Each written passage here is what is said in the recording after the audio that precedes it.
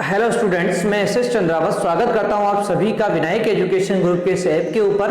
प्यारे विद्यार्थियों, आपके सामने फिर से लेकर हाजिर हो चुका हूं 11th क्लास केमिस्ट्री। और 11th क्लास केमिस्ट्री के अंदर अपन चर्चा कर रहे हैं लेसन सेकंड, परमाणु की संरचना, एटॉमिक स्ट्रक्चर के बारे में। मैंने आप लोगों को पिछले वीडियो के अंदर हाइड्रोजन के स्पेक्ट्रम के बारे में बताया था और वो अपन ने अच्छे से कंप्लीट कर लिया है। अब बात करेंगे अपन हाइड्रोजन परमाणु के लिए बोर का मॉडल।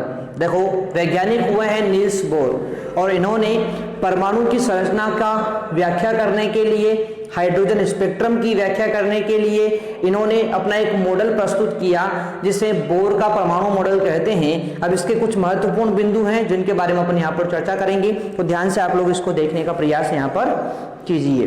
ठीक है, तो इसके बारे में एक सामान्य सी बात अपन लिख लें कि हाइड्रोजन की संरचना, हाइड्रोजन की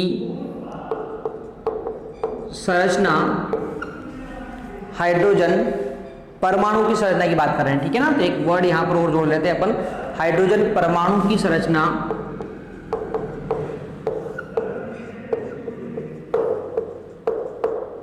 हाइड्रोजन परमाणु की संरचना तथा इसके स्पेक्ट्रम की, तथा इसके स्पेक्ट्रम की व्याख्या करने के लिए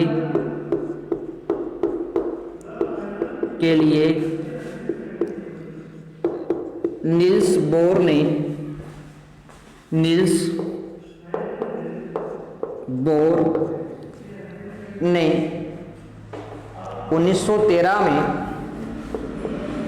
1913 में परमाणु मॉडल प्रस्तुत किया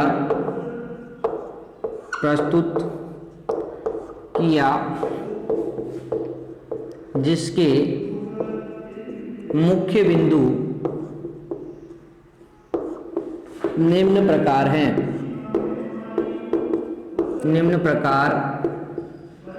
हैं।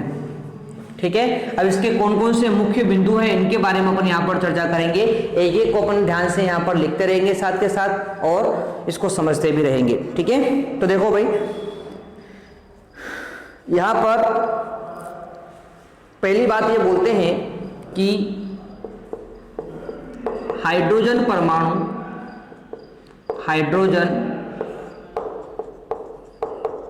परमाणु में नाभिक के चारों ओर इलेक्ट्रॉन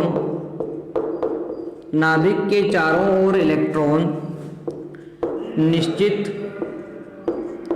वृत्ताकार पथों में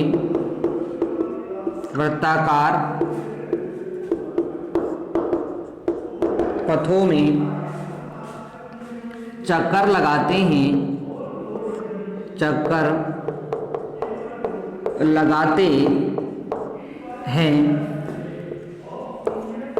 नाभिक के चारों ओर इलेक्ट्रॉन निश्चित वृत्ताकार पथों में चक्कर लगाते हैं, जिन्हें कक्षा या कोश या ऊर्जा स्तर कहते हैं। तो ध्यान रखें, अपन ने ये बात तो पढ़ी है कि नाभिक के चारों ओर इलेक्ट्रॉन चक्कर लगाते हैं, परंतु ये जो नील्स बोर है ये बोलते हैं अपने मॉडल में कि हाइड्रोजन परमाणु में नाभिक के चारों ओर इलेक्ट्रॉन निश्चित वृत्ताकार पथों में चक्कर लगाते हैं और इनको इन्होंने नाम दिया है कक्षा, कोश या ऊर्जा स्तर। ठीक है, कक्षा, कोश या ऊर्जा स्तर इन्होंने इनको नाम दिया है। ठीक है, और ध्यान रखें यहां पर एक और बात ध्यान रखेंगे, कक्षा, कोश या ऊर्जा स्तर कहते हैं इनको K L M N dash dash dash या 1 2 3 4 से 1 2 3 4 डैश डैश डैश से प्रदर्शित किया जाता है। तो ये जो कक्षा कोष या ऊर्जा स्तर होते हैं इनको KLMN से प्रदर्शित करेंगे या फिर 1 2 3 4 से प्रदर्शित किया जाता है। ये बात ये बोलते हैं पहले बिंदु के अंदर, ठीक है। उसके बाद सेकंड बिंदु बोलते हैं ये कि जब इलेक्ट्रॉन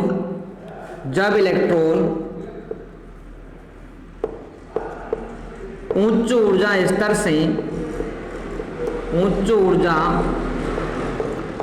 से निम्न ऊर्जा स्तर में आते हैं तो ऊर्जा का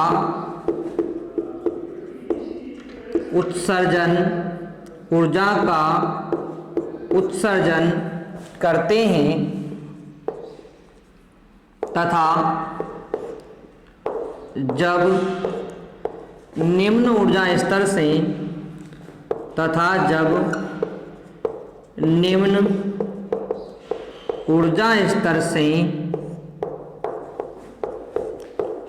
उच्च ऊर्जा स्तर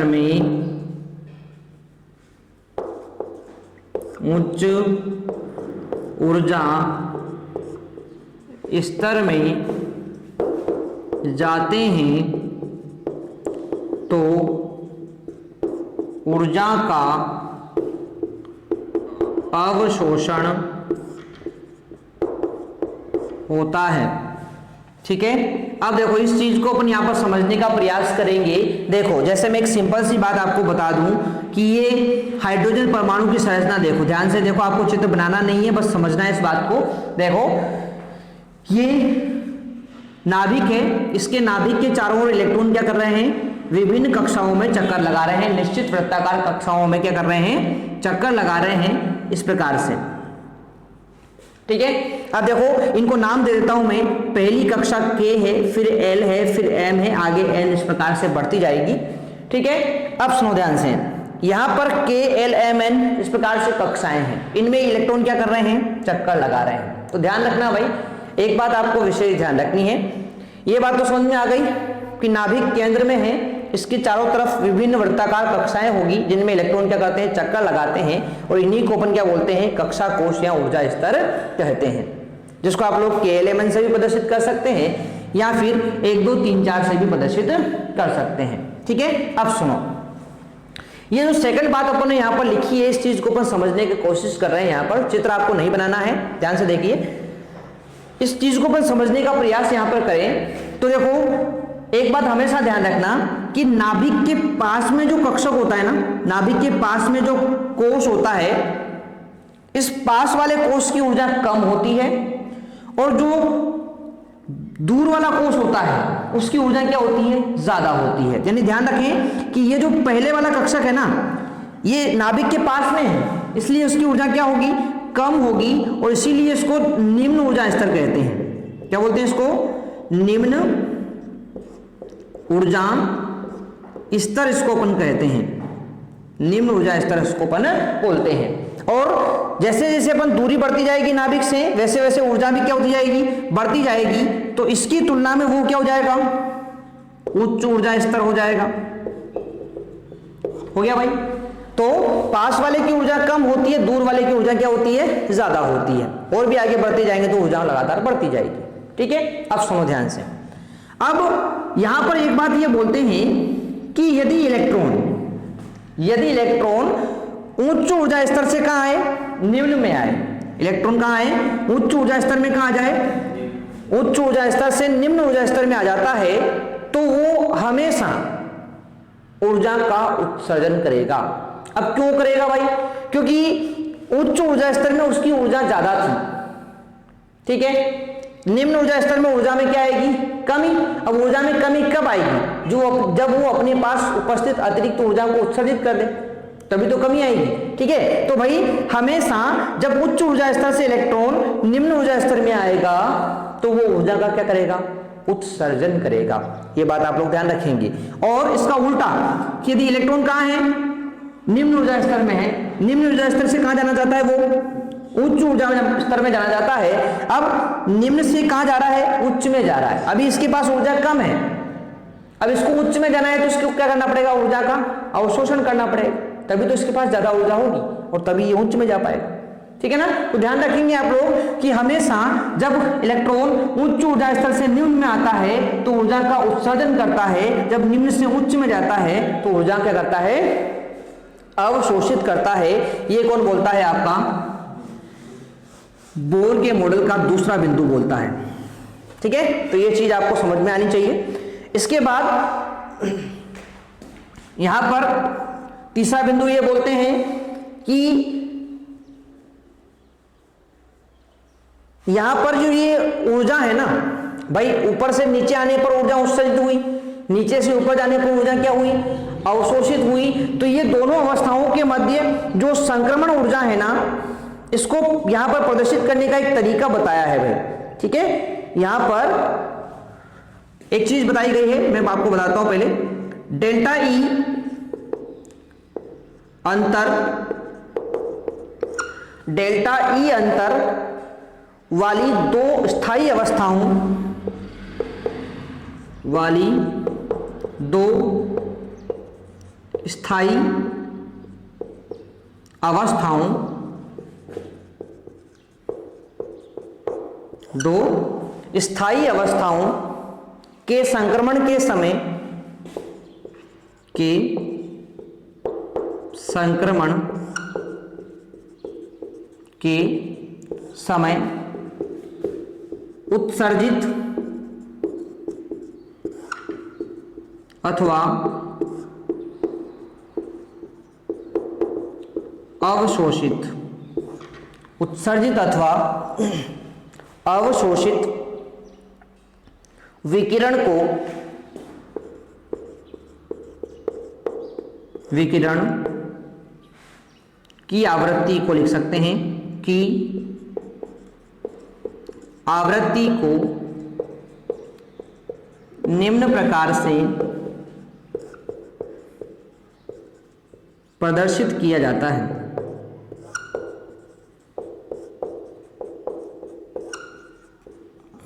ठीक है, आवृत्ति को प्रदर्शित करने का तरीका क्या है, न्यू बराबर डेल्टा ई अपॉन एच होता है। ठीक है, यहां पर डेल्टा ई क्या हो जाएगा, दूसरे कक्षा की ऊर्जा माइनस पहले कक्षा की ऊर्जा बटे एच यहां पर हो जाएगा। और ध्यान रखें यहां पर ये जो समीकरण है, इस समीकरण में E1 निम्न ऊर्जा स्तर की ऊर्जा है,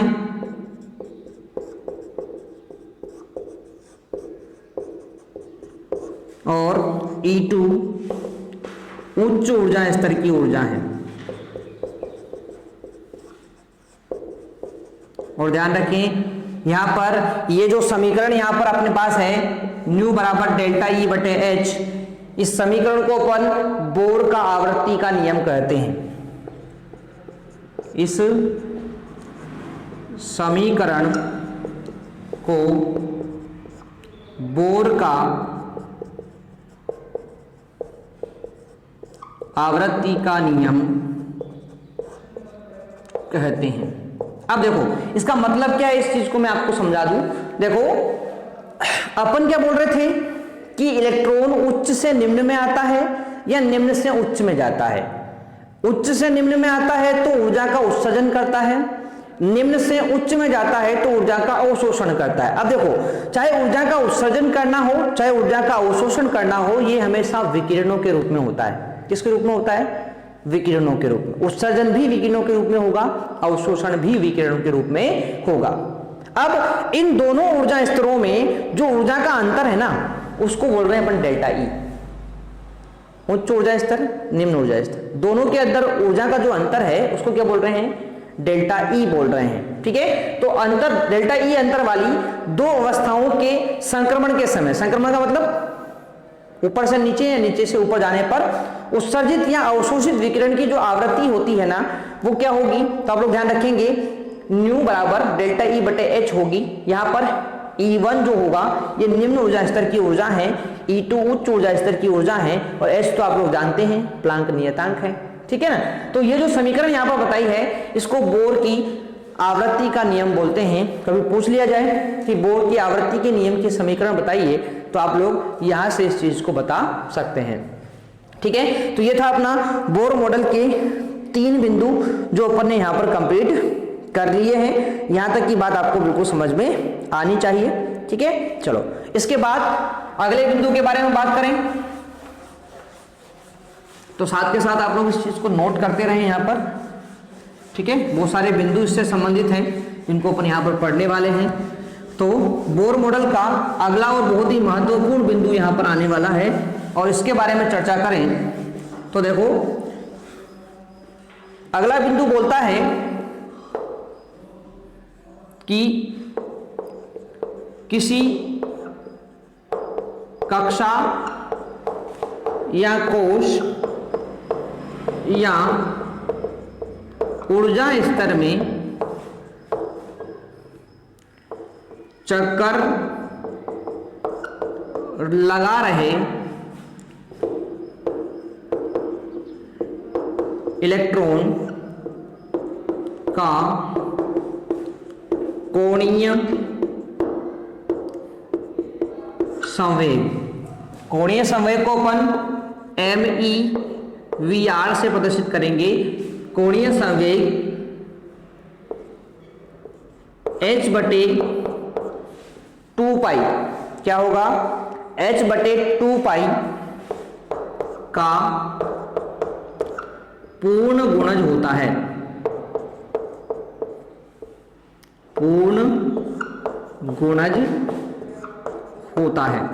यानी ये बोलना चाह रहे हैं कि जो किसी भी कक्षा में चक्कर लगा रहा जो इलेक्ट्रॉन होता है उसका कोणीय संवेग MeVr जो होता है, MeVr ये क्या होगा, ये h बटे 2 पाई का पूर्ण गुणज होगा।